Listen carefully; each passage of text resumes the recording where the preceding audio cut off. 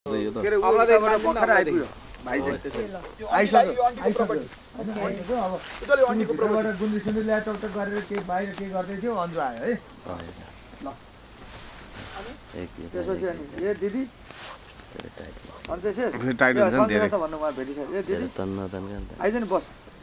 बस्नु थियो ल